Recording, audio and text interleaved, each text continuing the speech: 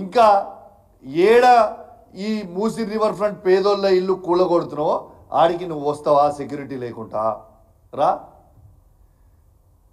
నువ్వు కేటీఆర్ గారిది హరీష్ రావు గారిది ఈపు చింతపండు చేసుడు కాదు, ప్రజలు నీ ఈపు పుచ్చపండు చేయడానికి రెడీగా ఉన్నారా బిడ్డ. నువ్వు నోటికి వచ్చినట్టు మాట్లాడుతూ ఉన్నావు, నీ ఇష్టం వచ్చినట్టు మాట్లాడుతూ ఉన్నావు. నీ ఈపు పుచ్చపండు కావడానికి రెడీగా ఉంది. చాలా త్వరలోనే నీ ఈపు పుచ్చపండు ప్రజలే చేస్తారని చెప్పి సందర్భంగా తెలియజేస్తా ఉన్నాను. ఇవాళ పేదోళ్ళ కళ్ళల్లో రక్తం చూస్తూ ఉన్నావు నువ్వు. ఇవాళ పేదోళ్ళ ఇల్లు కూలగొడితే ఏమొస్తుంది భయ్ నీకు? నాకు అర్థం కాదు. గరీబోళ్ళ ఇల్లు కూలగొడితే ఏమొస్తుంది నీకు? వాళ్ళని ఎందుకు ఇబ్బంది పెడతా ఉన్నావు? నేను స్వయంగా కేసీఆర్ గారి నాయకత్వంలో కేటీఆర్ గారితో హరీష్ రావు గారితో నేను కూడా మా శాసనసభ్యులు అందరం కూడా కలిసి వాళ్ళిద్దరితో కూడా పోవడం జరిగింది. ఆడ ప్రజల బాధలు చూస్తూ ఉంటే నిజంగా బాధ అనిపిస్తూ ఉంది, గుండె బరువెక్కుతూ ఉంది. అసలు ఎందుకు ఈ శాడిజం చేస్తూ ఉన్నావు? ఇలా రేవంత్ రెడ్డి గారు ఒక సైకో సీఎంగా అయిపోయిండు. రేవంత్ రెడ్డి గారు ఒక సైకో అయిపోయిండు. పిచ్చోని చేతిలో రాయిస్తే ఎటు కొడతాడో తెలియదు అన్నట్టు ఈయన చేతిలో ప్రభుత్వం ఇచ్చిన తర్వాత ఎవరిల్లు కూలగొడుతుండో ఆయనకే అర్థమవుతలేదు. అసలు చాలా చాలా బాధాకరం. ఇలా పేదోళ్ళ బాధ చూస్తూ ఉంటే చాలా బాధ అనిపిస్తూ ఉంది. వాళ్ళ ఉసురు ఖచ్చితంగా నీకు తాకక తప్పదు. ఖచ్చితంగా నీవు తీవ్రమైన పరిణామాలు ఎదుర్కోక కూడా తప్పదని చెప్పి సందర్భంగా తెలియజేస్తా ఉన్నాను. ఇవాళ నేను హైదరాబాద్ కానీ తెలంగాణ రాష్ట్రంలో మొత్తం కూడా చెప్తా ఉన్నా. ఇవాళ రాహుల్ గాంధీ గారేమో బుల్డోజర్ కా రాజ్ నై చలేగా అని హర్యానాలో ప్రచారం చేసిండు మొన్నటిదాకా, సారీ హిమాచల్లో. ఇవాళ ఈయన ఎక్కడ చేసిండు? ఈయన మొత్తం తెలంగాణలో బుల్డోజర్ కా రాజే నడుస్తుంది కదా. నేను తెలంగాణ ప్రజలందరూ కూడా చెప్తా ఉన్నాను, కేటీఆర్ గారు హరీష్ రావు గారు చెప్పినట్టు నేను కూడా మీ అందరు కూడా విజ్ఞప్తి చేస్తా ఉన్నాను. ఆర్బీఎక్స్ అని రాస్తుండ్రు.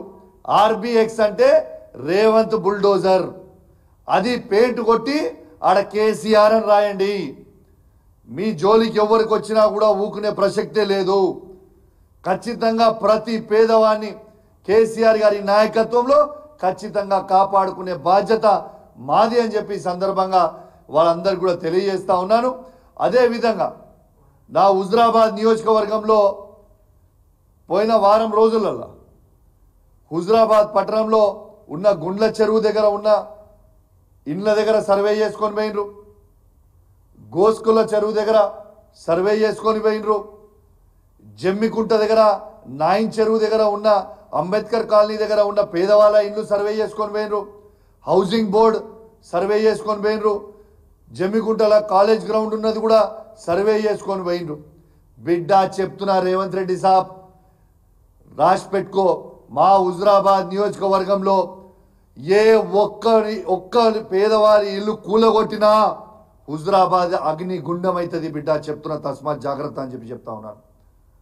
నేను అధికారులను కూడా హెచ్చరిస్తా ఉన్నాను. మీరు రేవంత్ రెడ్డి చెప్పిండని చెప్పి వీడికి వచ్చి నా హుజురాబాద్ నియోజకవర్గంలో ఏ ఒక్క పేదవాని ఇల్లు కూలగొడితే నేను మీకు చెప్తున్నా, ఒక్కరు కూడా గల్లీ నుంచి బయటికి పోరు. రాసి పెట్టుకోండి. మిమ్మల్ని ఏ పోలీసోడు కాపాలని లేడు, ఏది కూడా ఆ బుల్డోజర్ బయటికి పోదు, ఎవ్వరు కూడా బయటికి పోరు.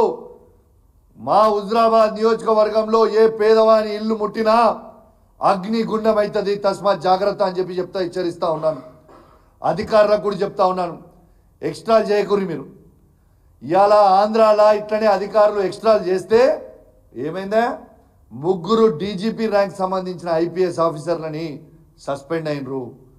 రేపు మళ్ళా కేసీఆర్ గారు వచ్చిన తర్వాత రాక ఎట్టు పరిస్థితి తప్ప 100% కేసీఆర్ గారు మళ్ళా ఈ తెలంగాణ రాష్ట్రానికి ఖచ్చితంగా ముఖ్యమంత్రి అవుతారన్న డౌట్ ఏం లేదు. కేసీఆర్ గారు వచ్చిన తర్వాత ఇవాళ ఏ అధికారులు ఎక్స్ట్రా చేస్తుర్రో మీ అందరు కూడా జైలుకు ఒక తప్పని పరిస్థితి అవుతుంది. మీరు గీత దాటి పనిచేస్తే మీరు ఇబ్బందులు పడే పరిస్థితి వస్తుంది. నేను చెప్తున్నా, మీరు అనుకుంటున్నారేమో ఏమవుతుంది, ఏది పర్మనెంట్ కాదు, గుర్తుపెట్టుకోండి. మీరు రూల్స్ ప్రకారం చేయరు తప్పితే అసలు వాస్తవంగా చెప్పాలంటే అసలు వీళ్ళు కూలగొట్టుడు ఏందో నాకు అర్థమవుతుంది. మొన్న మా కిషోర్ గారు చెప్పిర్రు,